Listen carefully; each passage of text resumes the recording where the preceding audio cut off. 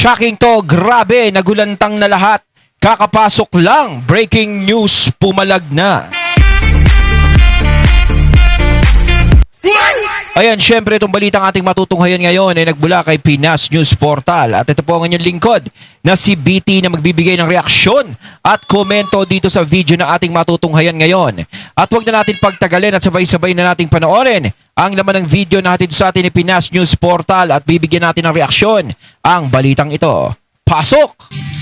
Bigyan natin ng opinion, reaction itong Facebook Reel. Sino bang nag-post nito? Posted by Jingoy Estrada. At syempre, bago natin simulan ang video ito, nais ko nga pala magbigay ng credits dito sa boses na madidinig natin ngayon at bibigyan ng reaksyon. Walang iba kundi si General Macanas. Syempre, huwag niyong kalimutang suportahan ang channel ni General Macanas. Mga katunay, pakibisita po yan at huwag niyong kalimutang mag-subscribe at mag-follow para maging updated po kayo sa mga vlogs, reactions at sa mga balita na hinahatid sa atin ni General Macanas. Ayan po yung The General's Viewpoint, mga katunay. Ipagpatuloy natin. Lintik lang, walang ganti. Uy! Diba? Inipit-ipit nila ngayon ito mga tatlong senador na ito. Pagdating sa Senate budget hearing, nag-question si Senator Jinggoy tungkol sa housing projects ng gobyerno. Niloloko nilang taong bayan kasi ang pangako ng Pangulo 1 million housing units per year. So, ibig sabihin, 6,000 housing at the end of my term. Sandali lang, no? Natatandaan natin talaga na pinangako talaga yung mga housing na yan. Yung mga per year na yan. Kaso parang parang anong nangyari ngayon is hindi na siya masyadong napapag-usapan. Hindi na siya masyadong napapansin. No? Hindi na siya masyadong napapansin. Parang nawala na sa linya yung usapin tungkol dyan sa mga housing na yan. Yun nga, matanong natin, ilan na bang housing ang naitayo? No? Ilan na bang housing ang naitayo ngayon? Para tayong wala tayong stand nasira. Mga katunay, baka naman pwedeng may mag-donate dyan ng stand, ha? Joke lang, ha? Kasabihin, so nakrito ko, nanghihingi ng stand, ha? Joke lang. Baka may gusto mag-donate, ha? Joke lang. Para tuloy tayo sa bingguhan. Ayan. Ngayon, nabulaga sila. yung after 3 years, ilan? Halos 400,000 lang ata ang 400,000 units lang ang na-construct. And at the end of this term, surrender. 1 million units na lang daw ang i-construct. For yung 6-year term, 1 million na lang. Ang pinagyayabang niya is 1 million houses per year. Salamat po, Senator Jingoy Estrada. Pakinggan natin siya. Kawawa naman si Senator Gatchalian na dumidepensa. Bakit sinabi 1 million per year? As we speak, how many housing units have been constructed since the start of the Marcos administration? For the direct housing, 113,000. For the indirect housing, it's 314,000. So a total of 428,000. Only? So hindi na natin mamimit yung target before the term of President Marcos ends? Well, the target, Mr. President, is 1.1 million by 2028.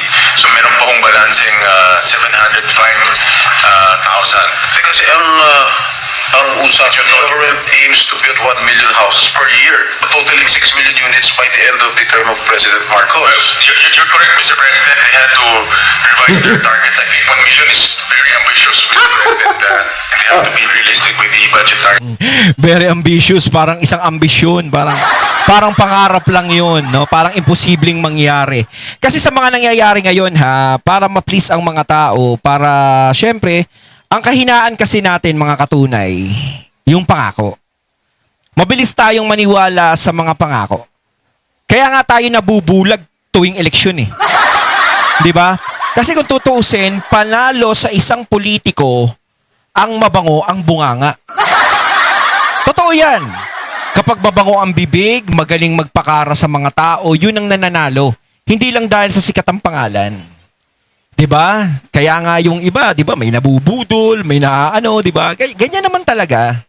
No, mahilig tayong maniwala sa basta-basta na lang sa mga ganitong pangako na gagawin ko to, gagawin ko 'yan, gagawin ko 'yan, gagawin ko 'yan, gagawin ko 'yan. Kapag ako ay nanalo. Or kapag may mga tayo, gagawa tayo ng mga ganitong project, syempre, natutuwa naman tayo mga Pilipino kasi nga syempre nananakam tayo sa pagbabago. Nananakam tayo sa kung ano ang maibibigay sa atin ng mga uupo dyan sa gobyerno. Syempre tayo gusto nating umunlad. Gusto din nating umunlad ang ating bansa kaya nagte-take the risk tayo sa mga bawat politikong umuupo dyan sa gobyerno na hinahalal natin. So ang nangyayari is parang nasasamantala. Hindi ko naman sinasabing ito si nanamantala ha. Ang sinasabi ko, hindi lang 'yan, marami pang iba. Dinadaan nila tayo sa mabulaklak na salita, sa mga mababangong pangako. Doon nila tayo dinadala. Kasi alam nila ang kiliti nating lahat ng mga Pilipino. Kasi hindi na natin para pag-aralan ito maganda pinapangako sa atin ito. Iboboto na natin to. 'Di ba? Kung maganda ang pinapangako, kung maganda ang magiging plano, yun na yung binoboto. Pero kasi ang nagiging tanong dyan, sigurado bang gagawin kung sakaling maupo na? Kasi talaga sa totoo lang, no, maraming naupo ang nangako ng maganda pero hanggang ngayon hindi pa nila ginagawa. Kung gawin lang is, wala, hindi masyadong inaatupag, 'di ba? Hindi masyadong inaasikaso. Tapos kapag mag-e-eleksyon na naman, ayan na naman. Itutuloy natin ang proyektong hindi natin nagawa. Oras na ako'y inyong iboto, mga kababayan. Ganun. Doon tayo nabibihag. Diba? Very constrained. Ano, niloloko na ng taong bayan? Bakit sinabi 1 million per year? So, right now, as we speak, how many? 400,000 plus pa lang. Sa 1 million a year, ang naging target is 1 million in the next 3 years. Sa 6 na taon ni Pangulong Marcos, 700,000 lang ang Magiging 1.1 million. 1.1 million. Pero ang pangako nung una, 1 million a year. Yes, Mr. President. Ginawa, So parang ang lumalabas, yung 1 million a year is parang napaka-imposibleng mangyari. Kasi mas maganda talaga yung kung ano lang talaga yung kaya, yun na lang talaga yung sabihin. 'Di ba? Kasi kung kinakalkula nila 1 million a year kakayanin, parang syempre iisipin mo yung mga consequences eh. 'Di ba? O yung talagang totoo. Yung totoo talaga kasi mahirap talaga yan eh. Kapag hindi nagawa, ikaw yung mapapahiya, ikaw yung makikitaan ng butas, 'di ba? Kumbaga babalik sa iyo eh. 1 million sa 6 years. Yes, Mr. President. In short, tama ko kayo. Masyadong mababa ang target natin na 700,000. And sinabi na UN, kailangan 6.9 million. Nakaka-alarma naman malaman na 6.9 million units ang kailangan ng ating bansa tapos 700,000 na ang target natin.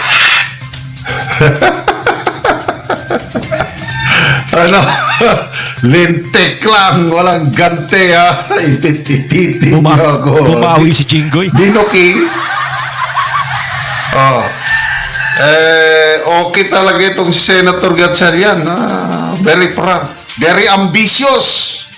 Yung target niya. Ganyan po ang ating Pangulo. Ang galing niyang Sino ba yung kasalita? Si Jinggoy o si Gatchalian? magsalita. Ang galing niyang mangako.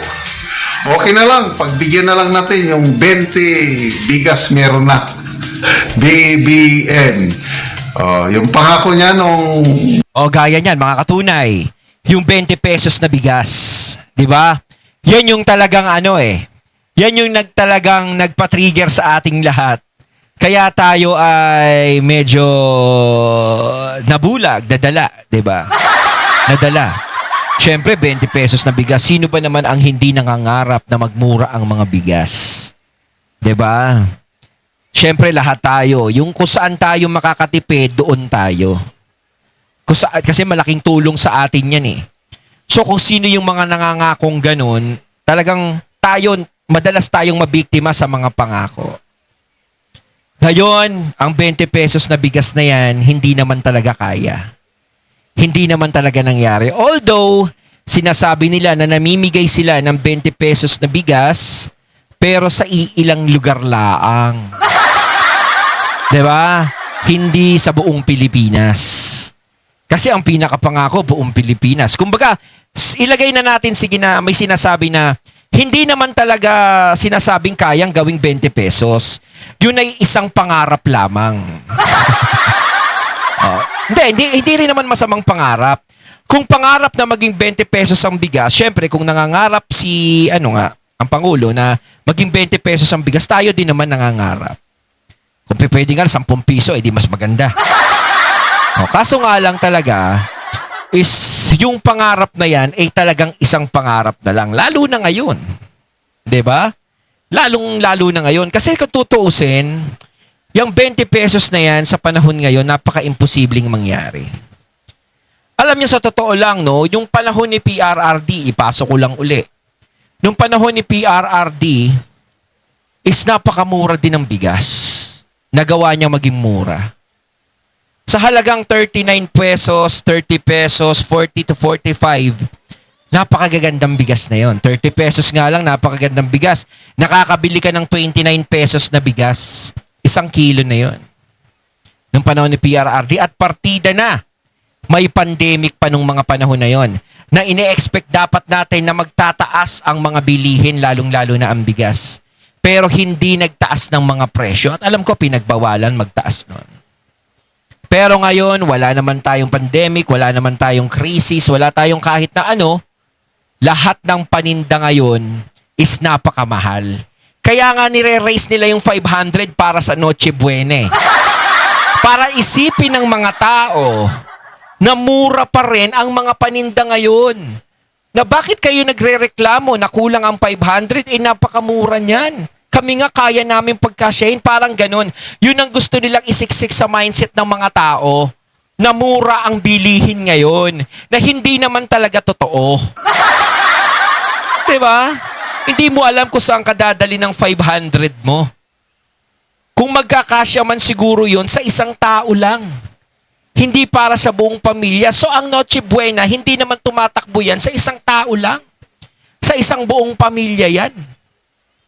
Kung pagkakasyahin mo ang halagang 500 piso sa Noche Buena, hindi ka ba naawa sa pamilya mo? Yung iba nga para magkaroon ng Noche Buena sa pamilya nila, para may panghanda, yung iba gumagawa ng masama. Yung iba nagnanakaw, yung iba naggagawa ng ganito, para meron silang panghanda. No, pasensya na sa ganun, na hindi naman talaga dapat gawin at napakasamang gawin. Pero yun gumagawa sila ng paraan. Yung iba nangungutang, yung iba gumaganito, dumidiskarte. Kasi kung halagang 500, di lahat ng mga tao, di masaya. Di ba? Kayo bang mga mayayaman, magkano ginagastos nyo kapag Pasko sa inyo, kapag Noche Buena? Baka hindi lang 1,000, baka 100,000. Di ba? Kaya yung 500 piso na yan, isip nyo lang yan. Kampanyahan ng 2022 election, 20 pesos per kilo na bigas. Ngayon, meron na daw Saan banda? Wala nga ako nakikita. Ang dami kong bigasang na bibilhan Wala pa ako nakikitang 20 pesos dito sa Metro Manila Sige na lang, pagbigyan na lang natin. Naman kayo masyadong, kawawa Pero meron ding nagreklamo yung 20 pesos na bigas kahit aso daw hindi makakain. Totoo ba yun Hindi, sa akin, nabalitaan ko lang yun at nakita ko sa isang post na meron siyang pinost na maraming nagagalit na kahit aso hindi kayang kainin yung kanin na yun. Naman yung tao, basta BBM, 20 bigas, meron na. Kailan lang darating kung may sakuna. Kung lindol, yan. Yun nga, yung pa isang hindi maganda 20 pesos na bigas is bebentahan mo pa yung mga nanggaling sa sakuna, yung nanggaling sa trahedya na hindi mo naman dapat bentahan. 'Di ba? Dapat yun ipinamimigay na lang. Para tulong na lang. Hindi yung sasabihin natin na gawin nating 20 pesos para ma-afford ninyo kayong mga naging biktima ng kalamidad. Paano kung halimbawa yung naging biktima ng kalamidad, lahat ng pera niya naubos. Lahat ng pera niya natabunan ng kung ano, tinangay ng baha o ng ano. Eh di kung tutusin, kung wala siyang 20 pesos, hindi siya makakabili ng bigas. Ganun ba yun? Kaya, di ba? Kaya kung may mga sakuna kalamidad, kailangan pinamimigay na lang sa mga tao yan. Hindi na binibenta yan. Automatic, 20 bigas, meron na, bibili kayo, nalindol na nga kayo. Nabiktima kayo ng lindol, bibili pa ng 20 pesos per kilo bigas. Bagyo, sako na, 20 bigas, meron na.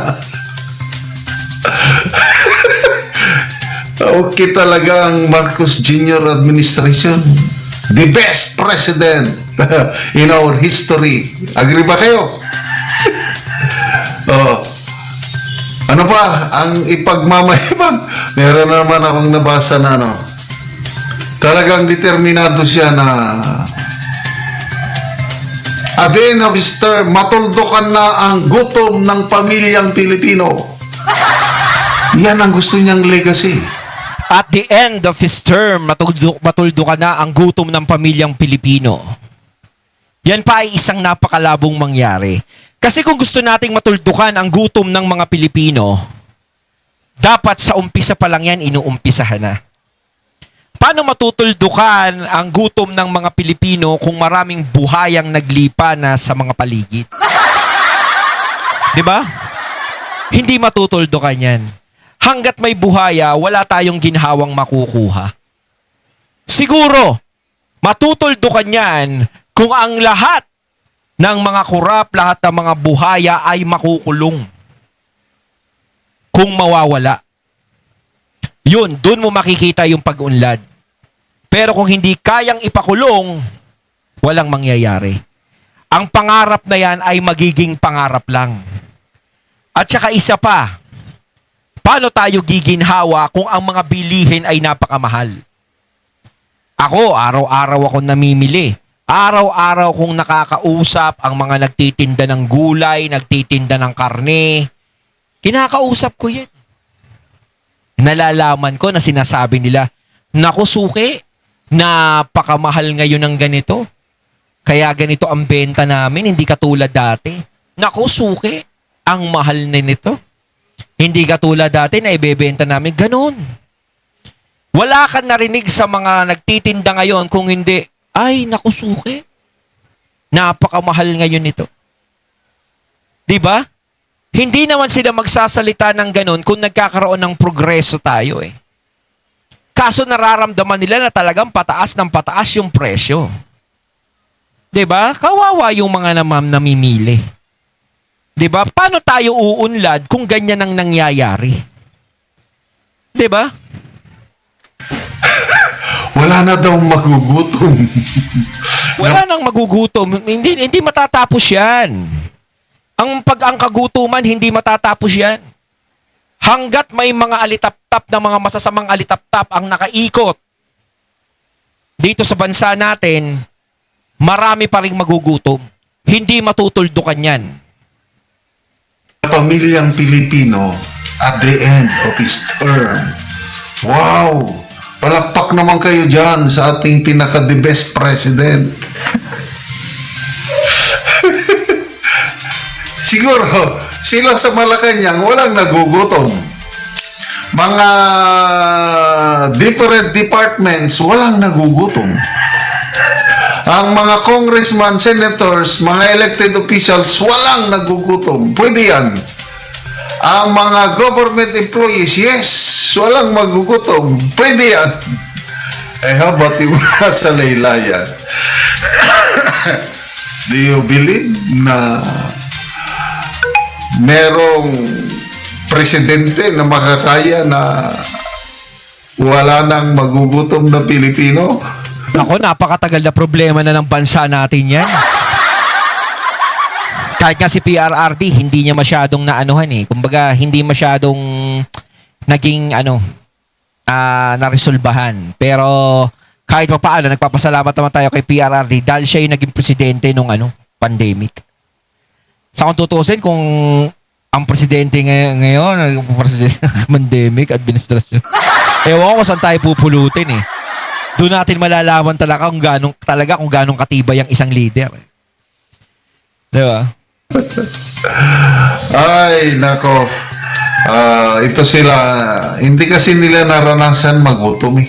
Kaya, ang dali nilang magsabi na walang magutom. Tama si General Macanas doon. Etong mga taong to hindi nararanasan magutom. Kaya mabilis lang sila magsalita na wala nang magugutom. Kasi sila marami silang pera eh. Hindi sila nauubusan eh. 'Di ba? Hindi nila alam kung ano ang nagiging panawagan ng mga nasa ilalim. Kung ano ang nagiging sitwasyon sa ilalim. Tingnan mo si Ma'am Rowena Guanzon. Tinignan niya yung mga nasa laylayan. Naunawaan niya. Naunawaan niya yung naitulong ng war on drugs ni Tatay Digong. Na alam niya na malaki pala na itulong nito. Kasi isa si Attorney Guanzon na ayaw nun eh. 'Di ba? Pero nung nagpunta siya sa laylayan, talagang nalaman niya. Kayo mga nagsasabi na wala nang magugutom, magpunta kayo sa laylayan para malaman nyo.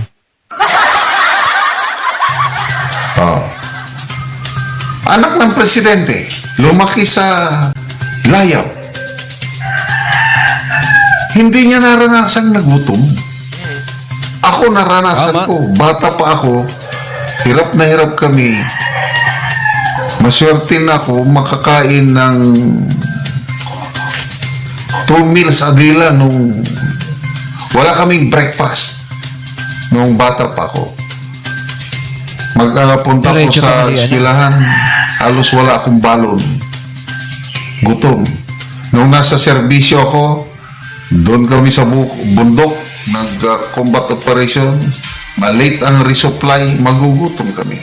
Naranasan kong magutom. Kaya ang presidente, naranasan ba niyang magutom? Tapos sasabihin niya, at the end of my term, tutuldokan ko, walang magugutom na pamilyang Pilipino. Baka mamaya yung mga sinusuling pera ibalik sa atin. Malay mo ganon, di ba? Kasi balita ko yung mga nasangkot sa flood control project nagsosoli ng pera. Baka mamaya paambunan tayo. Bigyan tayo ng tagi 1 milyon. Ayun, buong Pilipinas bigyan ng tagi 1 milyon. Talagang walang magugutom. Di ba? Malay mo ganon ang gawin.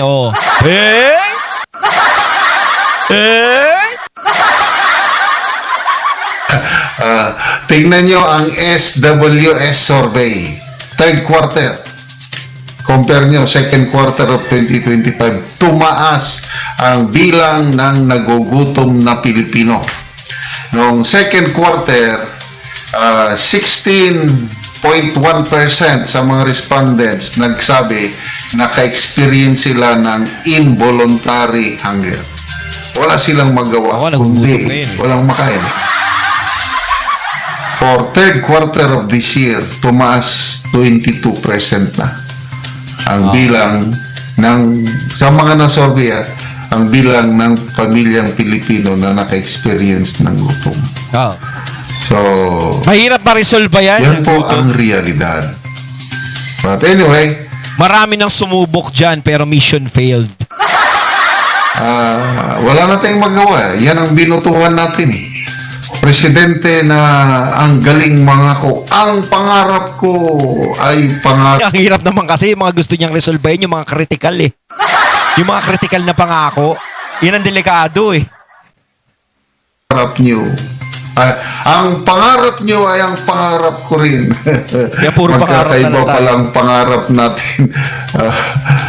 Ang atin is makakain lang ng simple. Sila ay Ayun, natating natin kaya ng video na nagmula kay Pinas News Portal at syempre natin kaya natin ang boses na yun na binigyan natin ng reaksyon na nagmula kay General Macanas. So kayo mga katunayan ang masasabi nyo tungkol dito. Comment lang po kayo sa comment box. So once again, I'm BT and I'm out. Peace.